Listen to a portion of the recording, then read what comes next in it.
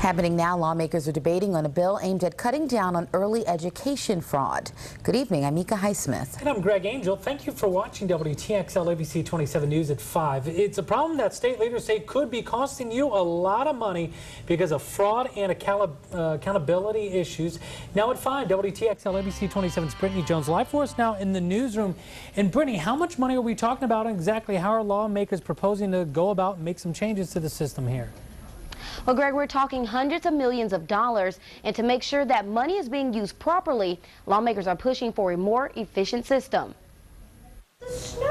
These 4-year-olds are getting an early start to their education, a move lawmakers say is much needed for these kids' success. When children are learning at an early age, when they go into kindergarten and they go on, they are far more likely to succeed than those who have not had this early training. And then one more. That's why they're now working to reform the state early learning system. The plan? To do 3 things: governance, accountability, and transparency. How do I know that my dollars are being used efficiently? How can I go online and see where my dollars are in my local community? Those are all questions Shan Goff, Executive Director of Florida Office of Early Learning, says taxpayers want to know. State tax dollars fund a portion of the school readiness and voluntary pre-K programs like this one. The total, more than $500 million a year.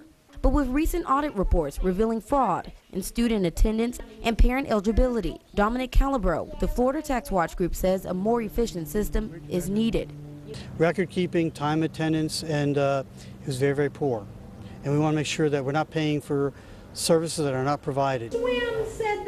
Services more than 300,000 children depend on. And with these changes, lawmakers say they'll be able to help even more children. We have a substantial waiting list of children, and we want to serve them all if we can. We may never ever get to all, but we certainly ought to strive for it.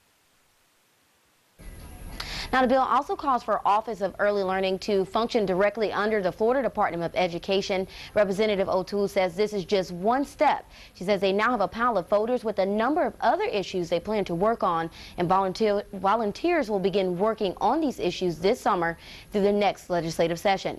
I'm live in the newsroom. Brittany Jones, WTXL ABC 27, dedicated to you. All right, Brittany, thank you. Just